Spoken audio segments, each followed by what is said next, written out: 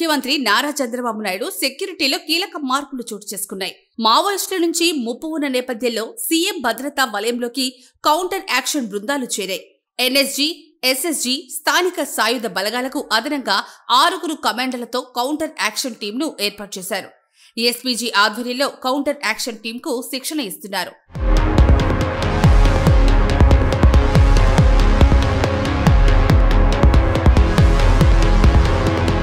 దేశంలో black cat కమాండోలు, NSG security ఉన్న అతి కొద్ది మంది వ్యక్తుల్లో చంద్రబాబు ఒకరు.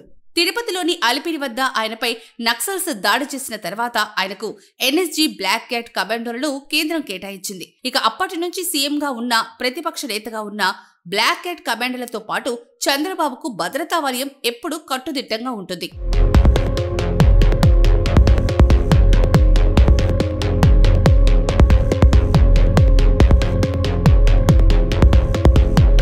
రెండు 2019 నుంచి 2024 వరకు చంద్రబాబు ప్రతిపక్షంలో ఉన్నప్పుడు పలుమార్లు దాడుల ప్రయత్నం జరగడంతో ఎన్ఎస్జీ కమాండోల సంఖ్యను కేంద్రం పెంచింది.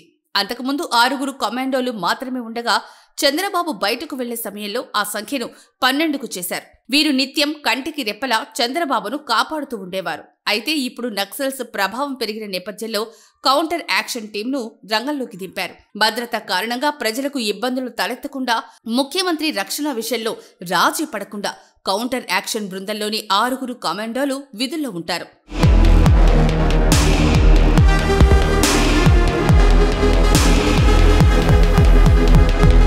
చంద్రబాబుకు 3 అంచెల భద్రతలో తొలి వలయంలో ఎన్ఎస్జీ, రెండో వలయంలో ఎస్ఎస్జీ వివిధ చోట్ల పర్యటనలకు వెళ్లినప్పుడు అక్కడి పోలీస్ యూనిట్లకు చెందిన సాయుధ బలగాలు 3వ వలయంగా ఉంటాయి.